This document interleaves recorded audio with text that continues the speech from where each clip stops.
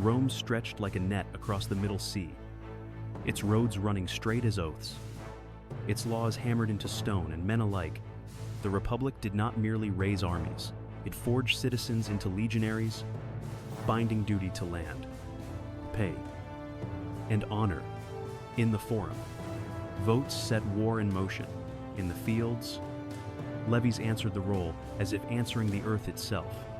Empire was not a crown, it was a system breathing in unison. On the parade ground, the machine took shape ranks, dressing by the standard, bronze flashing, shields locking with the dry clap of wood on wood. Files flowed and reformed in the triplex aces, velites forward and fading. Hostati biting, principes driving, triarii settling like anchors when storms rose. A maniple bent without breaking, turning on its centurion's voice, stepping to a drumbeat that taught wrists, knees, and hearts to answer as one. Standards did not move, men moved to them.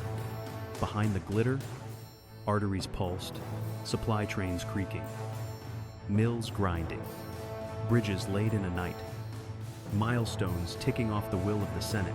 Consuls divided the command and doubled the urgency, each day bringing a new hand to the helm. Yet the same hard course. Along the roads, those rivers of stone, the legions marched like a season, arriving with the certainty of harvest. Rome's power was discipline arranged in space and time. So the soldiers wore more than mail. They wore certainty, the cold conviction that no foreign general could break the habit of their victories. They spoke of enemies as problems of frontage and depth, distances to be eaten by feet and fear.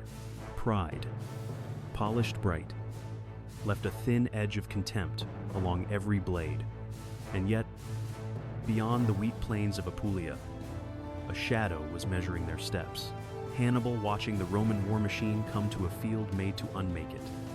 He had sworn the oath as a boy, standing beside his father's altar in Carthage, his small hand laid upon the sacrifice, his voice promising eternal enmity toward Rome. From that vow came a lifetime shaped by audacity and purpose.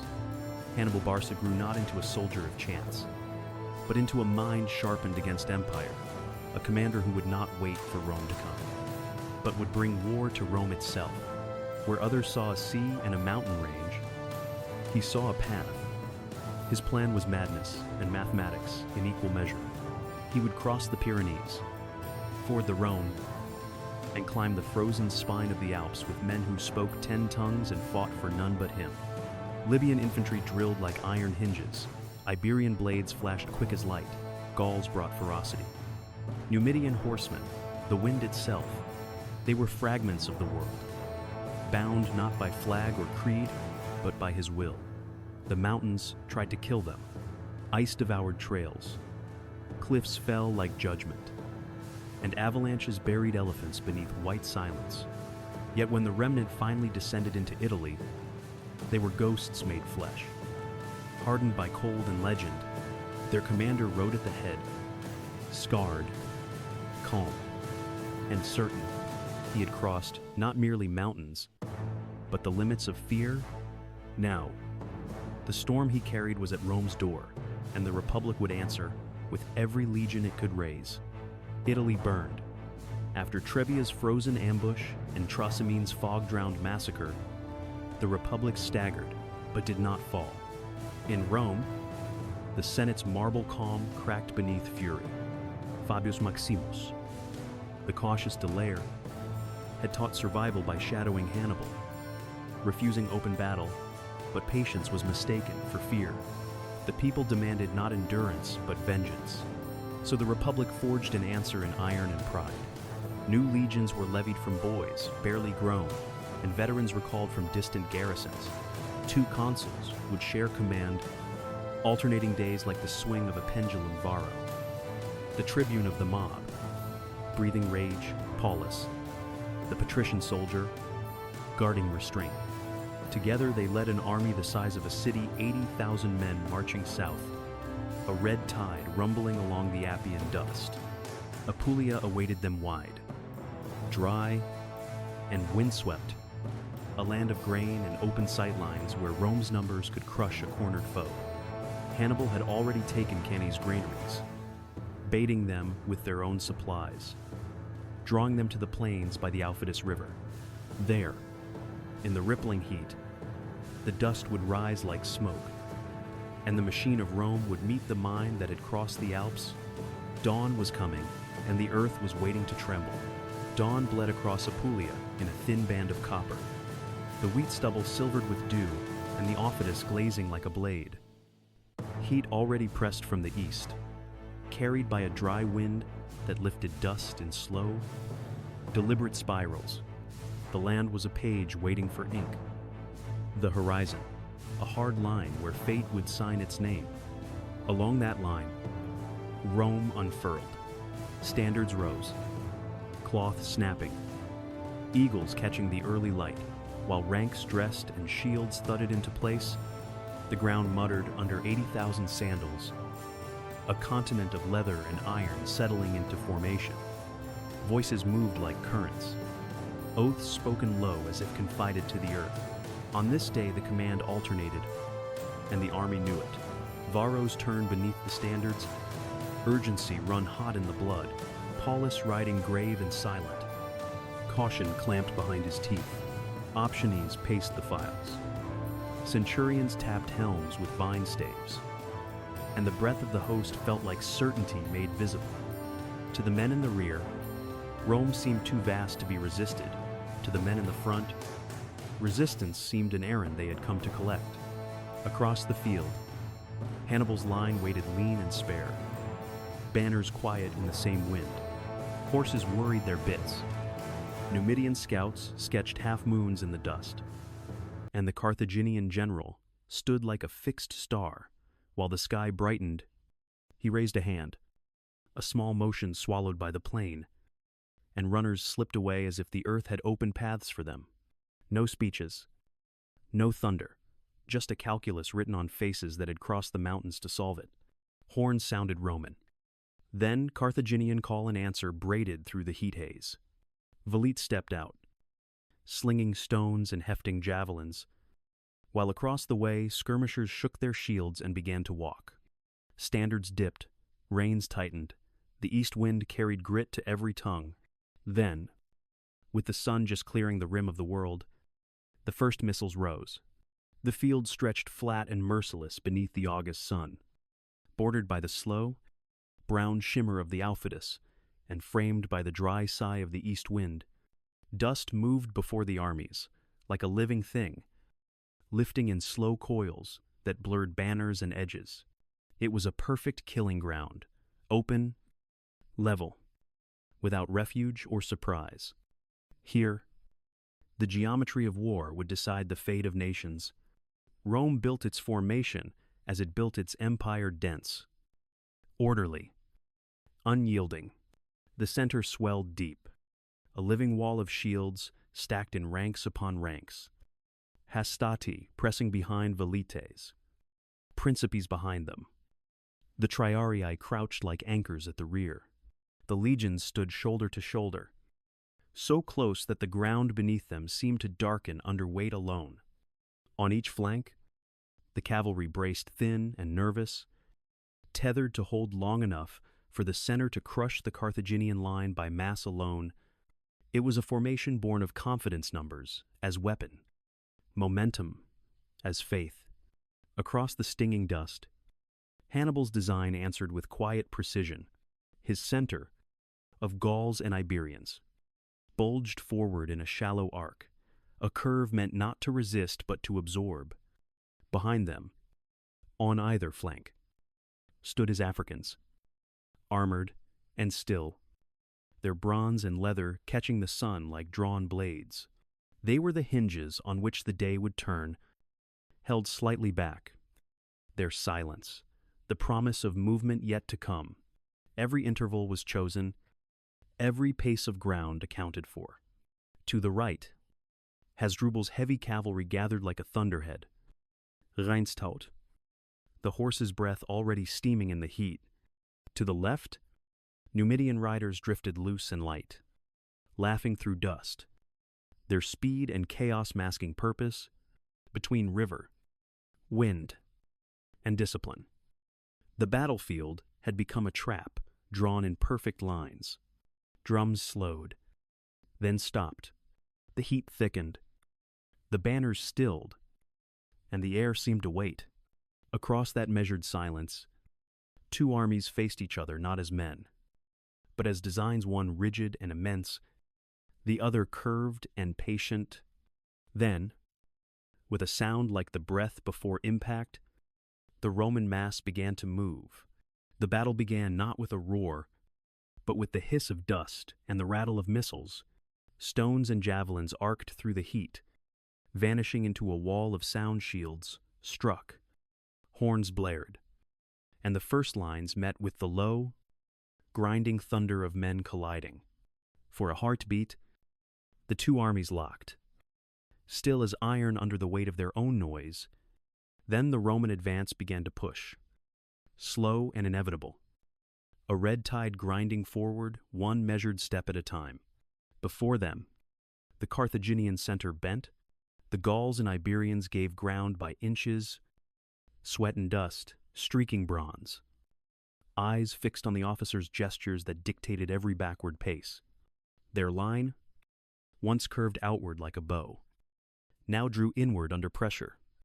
It was a retreat rehearsed in silence, long before this morning, a breathing rhythm of give and hold, of tired men replaced, of a shape changing by will, not collapse. Behind the veil of dust, Hannibal watched, unmoving, the arc tightening into a crescent. To the Romans, it looked like triumph, their spears biting deeper, their depth pressing harder, their banners tilting forward.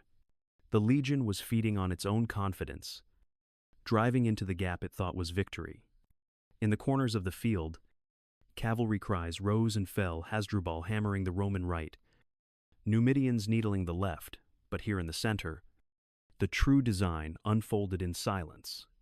The dust hung thick enough to taste. The ground trembled beneath layered ranks shoving forward, crowding closer, closing the space around themselves with every stride. Ahead, the Gauls staggered, the Iberians braced, the horns of command still beating their slow, deliberate cadence. The Roman mass was inside the bow now, deep in the hollow of the line that had lured it. All across the plain, the wind paused, as if the earth itself were holding its breath. The signal was small enough to miss a lifted spear, a horn beat swallowed by dust, and then the Africans moved.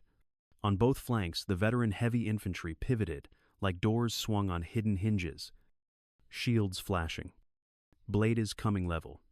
Their line, held a pace back all morning, stepped forward with the crisp inevitability of a trap closing. The curve of the center had drawn the Romans in. Now the edges began to bite. Steel met flesh at the Roman flanks, with a sound like wet stone. Shields turned too late.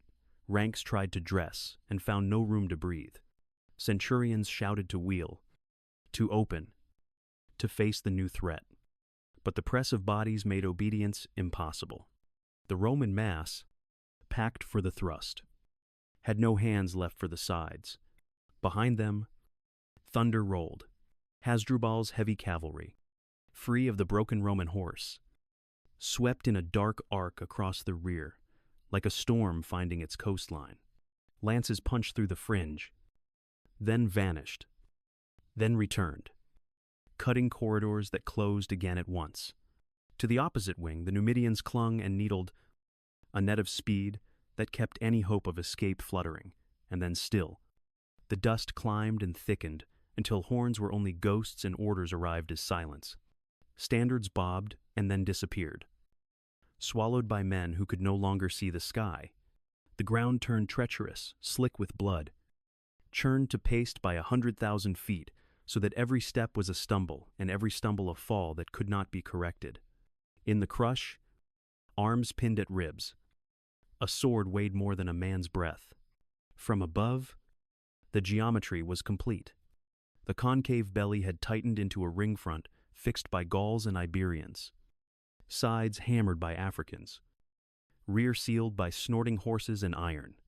Inside, commands fractured into gasps. Outside, The drumbeat slowed to a steady, merciless cadence. Pressure replaced maneuver, the circle hardening until it felt carved from the day itself.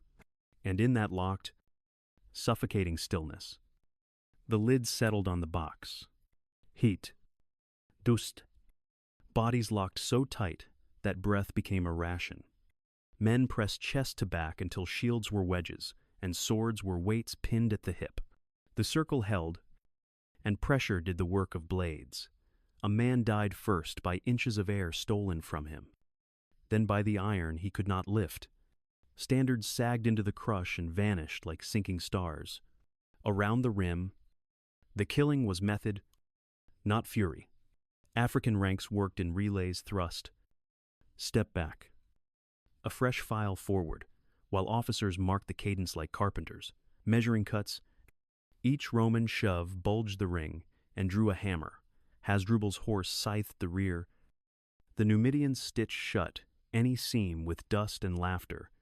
Push, gasp, fall again and again until the mass inside moved only as a single, wheezing thing. Attempts to break out came as ripples, not waves, and each ripple met a wall of shields that did not argue, only advanced.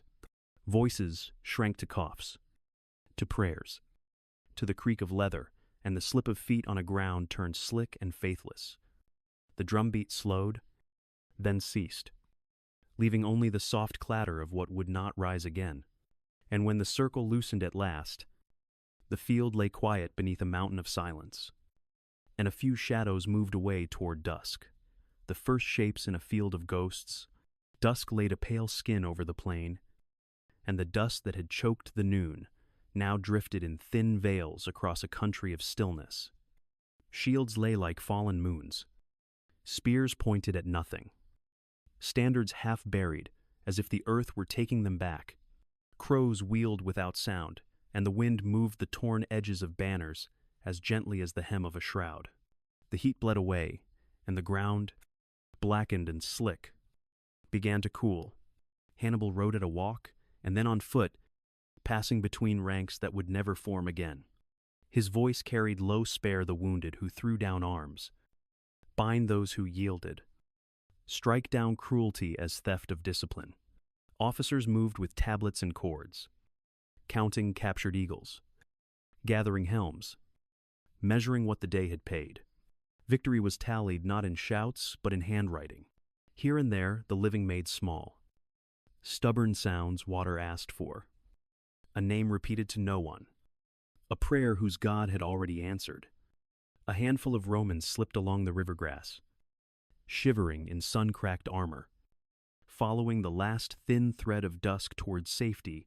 By a trampled cart stood a consul's cloak, torn from the pin, and beside it, a horse without a rider.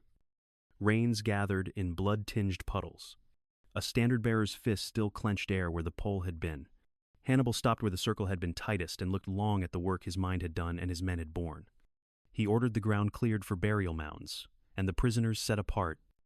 For mercy makes better chains than rage. Around him, the camp began to glow small fires.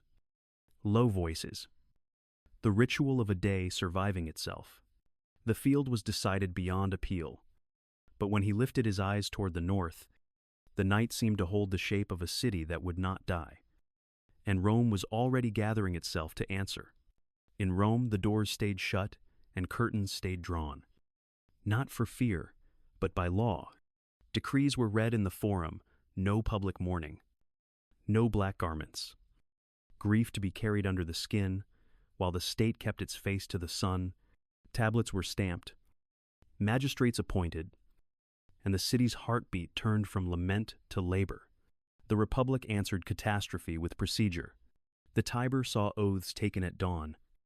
Boys with new straps on their sandals standing beside gray-haired veterans recalled from farms. Armor was hammered straight. Old shields faced with fresh hide. Spearheads reburnished until they hissed. Grain was counted measure by measure. Ships provisioned. Roads dusted with columns moving out to garrisons that had been skeletons yesterday and were legions today. Even the slave market shifted. men ransomed to the state and sent to the ranks under standards that taught them a new name soldier. Strategy hardened as feeling cooled. The open plains that had promised victory now promised ruin, and Rome turned its head from them. Fabius's counsel, once mocked as cowardice, returned as doctrine shadow. The invader, harry his foragers, scorch his depots, make him march hungry and sleep light. Skirmishes replaced set pieces. Ambushes replaced banners. And the Republic learned to count months and granaries instead of laurels. Cannae did not end Rome. It fired her into something tempered. A city that had traded the thunder of one day for the long, iron patience of a war that would not end at a single field. Cannae became more than a battle. It became a theorem. On that hot Apulian plain, Hannibal turned geometry into death, a bow that bent, then closed, enclosing 80,000 men in a shrinking cage of air and dust. His army moved like the turning of a lock center, yielding, flanks pivoting, cavalry sealing the back until the enemy's numbers became their own weapon against them. Space, once Rome's ally, was the first thing he took away. Every age since has studied that pattern, tracing its lines as if they contained the secret grammar of war. Commanders learned to make pockets, to draw in strength until it collapsed on itself, to break will by pressure, not fury, to win by shape rather than size. Yet in the paradox lies the truth. Rome survived because she never fought another Cannae, because she learned endurance where Hannibal had perfected annihilation. What endures is not the body count, but the idea that destruction can be designed, that precision can outlive passion. The field lies quiet now, its dust long settled, but its geometry still stands drawn in every staff map, whispered in every lecture where men study how armies die. And if you listen closely, you can still hear it, the echo of a circle closing forever.